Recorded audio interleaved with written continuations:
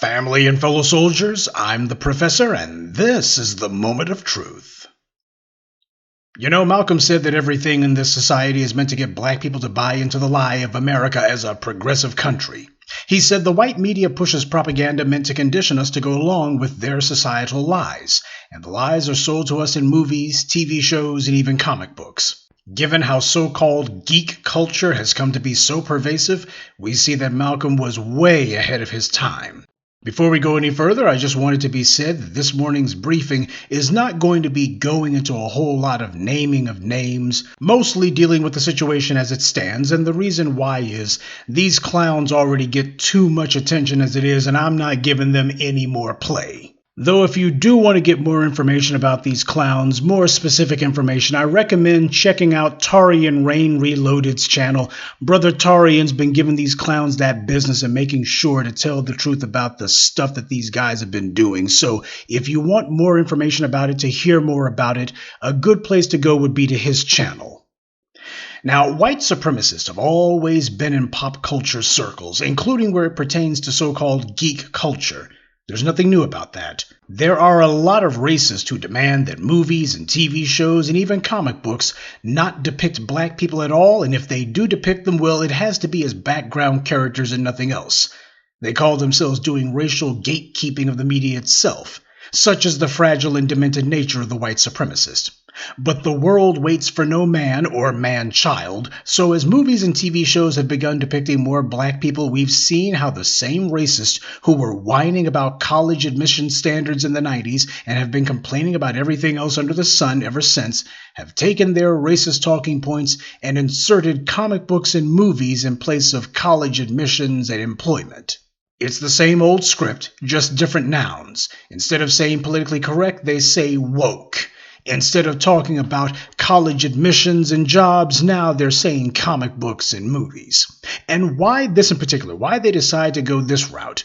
These white supremacists are desperately trying to reach a younger audience, and they're doing it for the same reason that Fox News is finding itself with something of a demographic dilemma. You see, Fox News appeals mostly to the 50 to dead demo, but they're failing to attract younger viewers, which means the Fox News audience is slowly starting to die out. But how do you attract the youth? By reaching them where they are. So the enemy has taken the pathetic narrative of phony racial grievance that they've used to whine about affirmative action and how many black men are in the NBA, and they just copy and pasted their favorite talking points to pop culture instead. Now again, I don't follow these chumps as I do with so many subjects. I jump down a few rabbit holes and monitor what I see and read as best I can. However, while I can't speak with absolute authority on all of their activities, I have noticed that these clowns can't even get along with one another. They've had a number of fights, arguments, falling outs, and near altercations with one another, and this from the group who claims that they're the nice guys, and that they like everyone and they just want to enjoy their comic books and movies. Yeah, these wolves in sheep's clothing can't even be civil with each other. Of course they're lying. They're racist culture warriors who think if they just post enough racist videos, that will somehow make these big studios and TV networks and publishers do what they want. And then these idiots can't understand why that hasn't happened and isn't going to. Mostly what these clowns do is clout chasing. They take the laziest route imaginable. They decide that they'll target somebody, some actor or what have you, and they'll have their online minions carpet bomb these people with all sorts of hate messages, anything to try to get their attention. It's largely failed, but on the few occasions when they do get some big Hollywood personality to respond, it's usually to smack them down. They've been verbally abused by the likes of Pedro Pascal, and they were humiliated on their own live stream by Zack Snyder himself. He told them to their faces he's not affiliated with them in any way, and he called them out by name. Just a quick thing before we get started. I know that on our donation page, we still have the Geeks and Gamers logo. I just want to say that I really, we talked about this, and we're really not affiliated with Geeks and Gamers as far as I'm concerned, and I really just want to make that clear. And I also want to just say, in light of recent events, I think we really, if Justice League teaches us anything, it's about coming together, and there's no room for hate. And I just think that it's important. It's an important message. And of course, as the father of Asian children, it really hits close to home for me. And I just really want to put that out there, that we all, there's no room for hate. And that's just what it's about. And there was nothing they could do about it. They invited a big Hollywood director to come on their live stream, and the very first words out of his mouth is to denounce them. And they just had to take it. They just had to sit there and take it. Oh, when clout chasing goes wrong. But that's what these clowns are about, just clout chasing. They claim to hate Hollywood, but the truth is they're terrified that Hollywood is no longer going to be a bastion of psychological masturbation for them. You see, part of white privilege is that the society engages in a nonstop parade of validation, teaching that the world revolves around you if your skin's the right color, and that if, as Shakespeare said, all the world is a stage, the white media makes it clear who the stars are. And that's based entirely on skin color. Of course, it's a lie, but it's one that these white supremacist nerds desperately need. Any little thing that changes this, or even appears to slightly alter it, is a threat to them, an existential crisis. And that's why they're constantly raging. As I've always taught you, most manifestations of anger are rooted in fear. So when you see these clowns acting out and always angry, you might want to ask, what are they scared of? Now, while these racist white nerds have been around for a long time, they didn't decide to form their own online bowel movement until about the time Obama was elected. Patient zero for this current tsunami of geek racism began with The Force Awakens. It started the instant that the first trailer was revealed in 2014. Almost immediately, the white supremacists began circulating a hashtag white genocide. I wish I was making that up. Imagine being so coddled, so pampered, so catered to, so patronized, so fragile, that you have to point to one black person being cast in a sci-fi movie as an example of genocide. This isn't a first world problem, this is a first world non-problem. But it just goes to show that the racists are so desperate to get someone to take them seriously that they've been reduced to pointing to casting as genocide. Remind me again how many white people died because of the Force Awakens trailer? How many white people were killed by the movie? Come on, surely somebody remembers all the white people who were massacred after the Force Awakens opening weekend? Me neither. If you're a filmmaker or a movie executive, who in their right mind would want to have trash like this for their audience? These white supremacist nerds are irrational, they're deranged, and the reason is they're living a lie. White privilege is a system of goodies, giveaways, and guarantees that are handed to those who are classified as white. And when they see something that threatens it, they lose their minds. Now, why did this trend start at this time in particular? Because it was in the latter years of the Obama administration. And obviously all the thwarted, racist white supremacists who couldn't believe Obama was reelected, mainly because these inbreds sit in their basements and chat online with other racists as opposed to getting out in the real world. Well, this time they were back in the basement and telling themselves that Star Wars would validate the importance of white lead characters. These racists were desperate for a win. That's what happened. Their frustration with having totally failed to do anything about getting Obama out of the White House instead translated to them deciding that they were going to fight a culture war, that every arena in the society, every area in the society was going to become a battleground for them to prove that white was still in charge. They were mega triggered before The Force Awakens even came out. When they saw the trailer and saw John Boyega's face, just the image of a black stormtrooper of all things made them lose their minds. Never mind that all stormtroopers wear helmets, and Star Wars has never shown the face of the stormtroopers before, but to them, the fact that the first Star Wars movie in a decade had the nerve to have the first person you see be a black man, why, that was the last straw for them. The reason they're so obsessed with Star Wars and Star Trek and they lose their minds when they see a black person on screen is because the white supremacists don't have real heroes. We as black people, however, do. All these white supremacist nerds have, on the other hand, are their fables, fairy tales, and fictions. They don't have a Malcolm X, or a Nat Turner, or even a Martin Luther King. They have Luke Skywalker and Captain Kirk. Where are the great men of morality and courage for the white supremacists to look up to? They don't exist. They can't look to the founders of the United States because they were all a bunch of slave owners and genocidal lunatics, and it infuriates them to see our real heroes because it reminds them that they don't have anyone like that. It reminds them of just how puny and insignificant the Rush Limbaughs and the Tucker Carlsons and other white supremacist icons, quote-unquote, are. They resent black people in particular because our heroes actually existed, and these real heroes fought the greatest evil there is, white power. In other words, these white supremacist Nazi nerds, they get to pretend to be the heroes, but only in the movie theaters. However, in real life, they know that they're the bad guys. Movies and TV are supposed to be an oasis for them, a place where for a few minutes or for a couple of hours they can pretend that they're not the bad guys, but now they're seeing more and more black people, and as they see it, the white media has betrayed them. Their fragile little feelings have been bruised, and these little snowflakes can't take it. This is what they've done so far because of one black stormtrooper, one black comic book movie, Black Panther, and 2 or 3 shows that have black casts. How much crazier would these guys be if we actually had some real parity as opposed to 1 or 2 token gestures?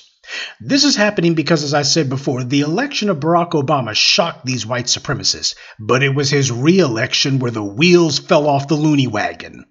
White fragility is real, and nowhere is it more visible than these white supremacists. They spent years, 4 long years, from 2008 to 2012, with Fox News, right-wing hate radio, and every online bigot you never heard of, all telling one another that people only voted for Obama because they didn't want to be called racist. Now that's patently crazy on its face. I don't know about you, but voting booths are covered and the vote is secret, and considering that neither Jesse Jackson, Al Sharpton, Alan Keyes, or Cynthia McKinney got any white support when they ran for president, why would any lobotomized inbred claim that Obama was suddenly an exception? These are the lengths that the white supremacists had to go to rationalize the fact that a biracial candidate had beaten them outright and done so easily. They were furious because the white media illusion that whiteness dominates all was not broken but certainly cracked. But notice that these white supremacist anger was pointed mainly at other white people. They didn't blame their lousy Republican candidates. They didn't blame their empty political platform, or that the Republican who had been president before Obama started 2 wars and didn't win either one of them, and then for a finale he crashed the global economy only a few weeks before he left office. No, they blamed other white people for voting for the black guy. So for Barack Obama's entire first term, these white supremacist nerds engaged in a nonstop orgy of self-brainwashing, sitting around in their little circles telling themselves nonstop that white people would never vote for the black guy twice. No way, no how. They needed to reassure themselves that a black family in the White House was some sort of fluke, that it wasn't real, that it was all some sort of social accident, that the world was still flat. Unless you're a white supremacist or someone like myself who studies them very closely, you simply can't understand how desperately they needed Barack Obama to lose his re-election bid so that they could convince themselves that nothing had changed. Remember, white power is constantly watching the horizon for anything that even remotely looks like it could change the status quo. That's why they attack anything that even faintly resembles a possible disagreement, much less threat. So imagine their fury in 2012 when Obama won re-election by an even bigger margin. That was when the Republicans began their orgy of voter suppression laws, and they were doing this openly and so egregiously that even the court struck them down because they recognized it for the racism that it was. But the post-Obama white lash wasn't just limited to racist politicians in red states. After the murder of Trayvon Martin, Generation Z and millennials began to fight for changes. Rather than peter out after a few days, it kept going and kept getting louder, and worst of all, it forced its way into the social discourse and into white media spaces. The white supremacists were furious because they could no longer hide from it. Their white fragility hurt like a hillbilly's rotten teeth. Many, if not most of these so-called geek culture and pop culture mouthpieces that you see online are in fact card-carrying white supremacists. As these white supremacists see it, they're enforcing white solidarity. They're going to say what is in white supremacy's interest, and if they see any white people who seem to not be towing the line, they'll send their online minions after them to attack them, harass them, dox them, threaten them, whatever it takes. And then these morons actually wonder why nobody at any studio cares to be associated with them. These morons spend all their time complaining about movies with black leads because what they're really doing is conducting a joint pity party where they bemoan their own obsolescence. I've heard some of the nonsense they spout, and predictably they're wrong with their so-called predictions, and they also contradict themselves constantly. When black actors or writers or creatives in Hollywood say that there need to be more movies and shows with black people in them, the white supremacist nerds say that, well, those movies don't sell, they don't make any money. And audiences prefer to see people who look like themselves anyway, that's just human nature, they say. And then these same white supremacist nerds turn right around and say that the audiences aren't racist. By audiences, they mean themselves. Of course, the reason for this contradiction is that they want to be able to say that black people can't open a movie, but they also don't want to be called racist for saying they don't want to see a movie with black people in it. They're trying to have it both ways, catering to a racist viewership, and they all know what the racial message truly is. That's why when Black Panther broke box office records, what was their response to that? Some of them said that it was a bad movie, but mostly the massive success of Black Panther shut them up. They didn't even want to talk about it because Black Panther destroyed their narrative. As I've always told you, when you've beaten these white supremacists in a debate, don't expect them to give a confession. Confessions are admissions of truth, and white supremacists don't do truth. Instead, what you'll hear is the sound of silence. Now, another example is Game of Thrones. Again, I never watched Game of Thrones, so please don't whine about me not knowing anything about the show. I don't care. The show, however, became a massive media sensation, though its last season was a bit of a disappointment to some viewers. The neo-Nazi nerds leapt on that because they were furious with Warner Brothers for not towing the line for white primacy, so they tried to get a bandwagon going that Game of Thrones was finished as an intellectual property and no one would ever watch it or anything associated with it ever again. They sat around telling one another that for years. And if that sounds exactly like what they did after Obama won the presidency the first time, you're right. Because when HBO announced that they were going to do a Game of Thrones prequel, they showed who the cast members would be, and the second that you saw black people on screen, the white supremacist trash pinheads exploded. They screamed and yelled and nearly choked on their meth pipes. They all said that this was woke media. That's the word that they like to use the most. This is woke TV, Hollywood is reaching peak wokeness, etc. And they all said House of the Dragon would not only fail to do as well as Game of Thrones, they said that it would crash and burn its very first season. Because these racist nerds didn't like the last season of Game of Thrones, and because they got predictably mega triggered when they saw a black person in a fantasy setting that they think is supposed to be all white. As they see it, they're going to ethnically cleanse media of any trace of black people, and they're going to do it through constant online troll campaigns to trash shows before they even get on the air, or to trash movies before they even get to the theaters. Well, how effective have their campaigns been against these TV shows and movies they don't like? How effective was it against House of the Dragon? House of the Dragon set broadcast records. Audiences raved about it. It's a hit. And nobody cares about the whining that the racist nerds do over Game of Thrones Season 8.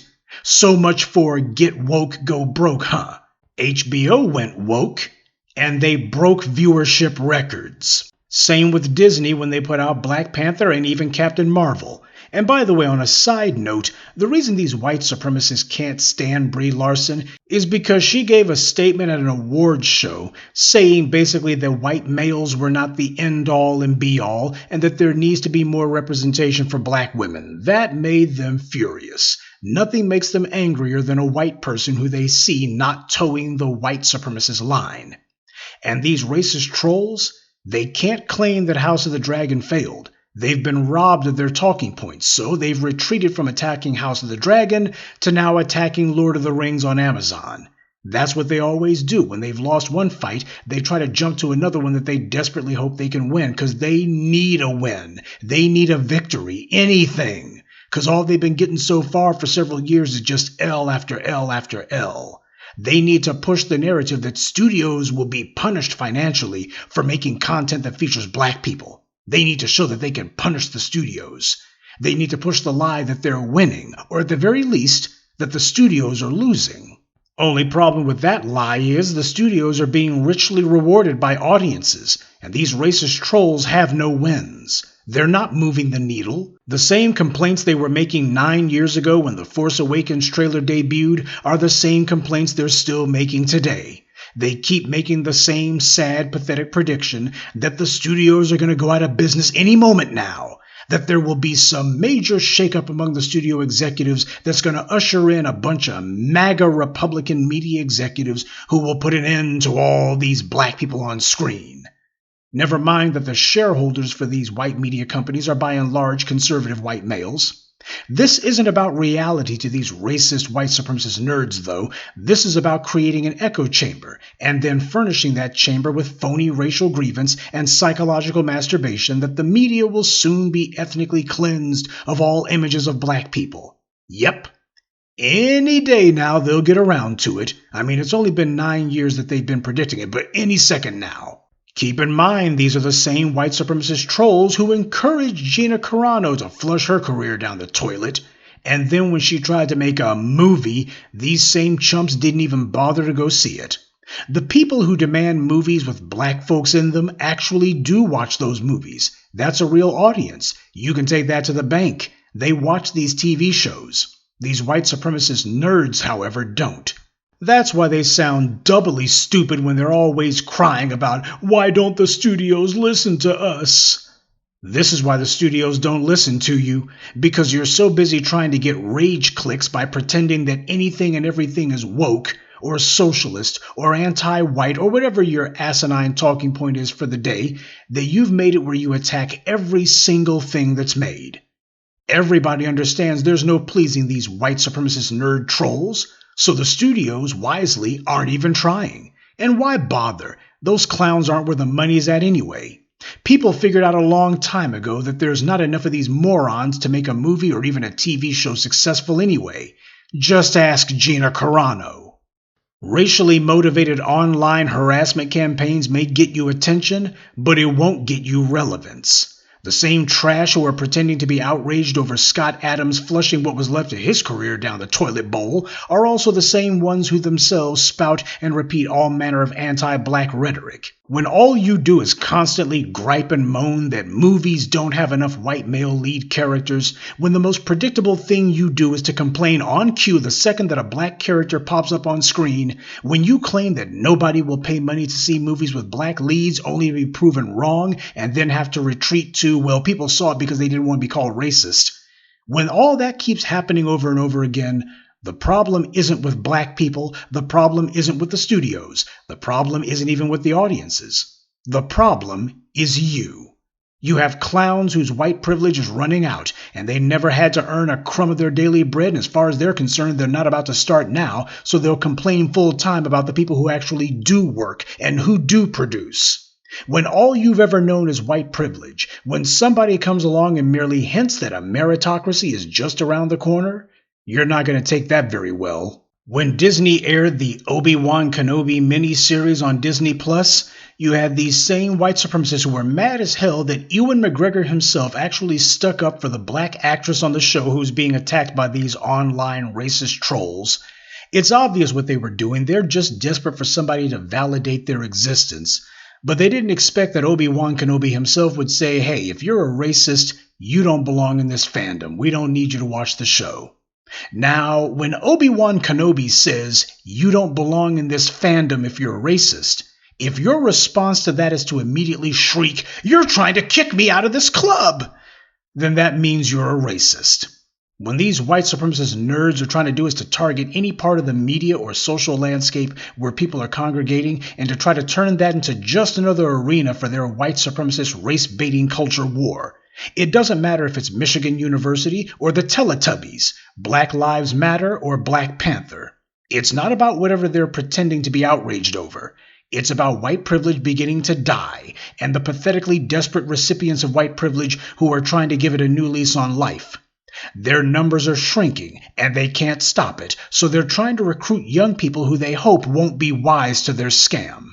Some of you have pointed out that a few of these clowns have managed to make a living being racist internet trolls. So the hell what?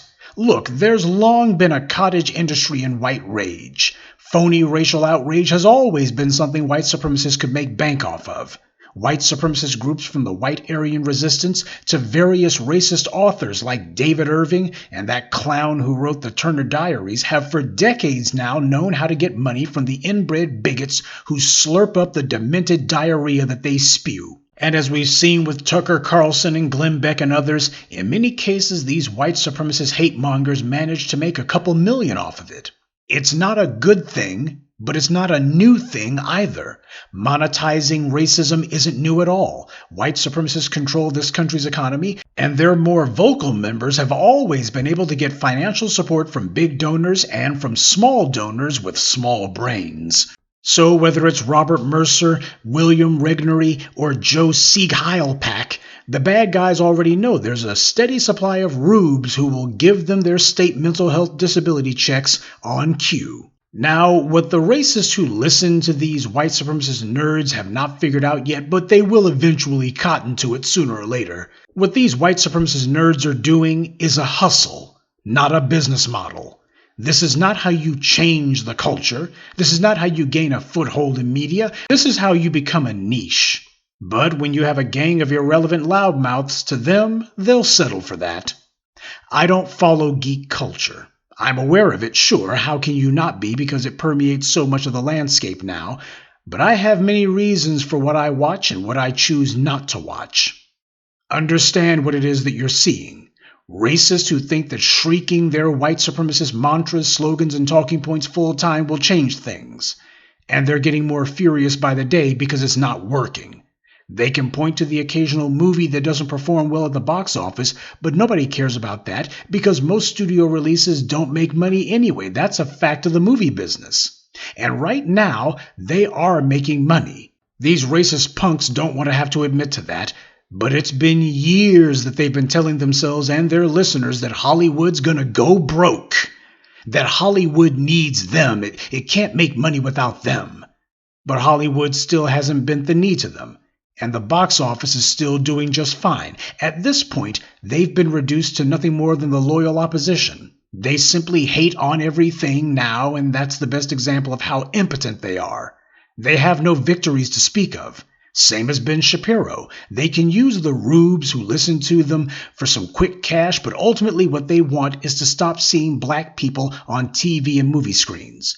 They want to see TV shows and movies stop reminding them that black people exist, and they certainly don't want to see black people who are in a prominent position. To them, the white media is supposed to be a safe space, a place where they'll never see or hear anything they don't like, and there's nothing they don't like more than black people. Keep in mind, the same Nazi nerds you see online are also the same kind of trash who participated in the Charlottesville riot and the January 6th insurrection. This is not some grand first chapter of a return to the glorious white privilege past. This is a fool's errand. They're fighting a losing war, and no matter what they may want to believe, there won't be a sequel to this one, or even a reboot. Good day, and be one. I'd like to take a moment to mention some of our contributors. Chaz, Deep Eye 904, Monique Neely, Argentria Harden, and Daryl Bledsoe. Salute to them and thank you to everyone for listening, liking, and sharing this message. Black empowerment only exists because of you.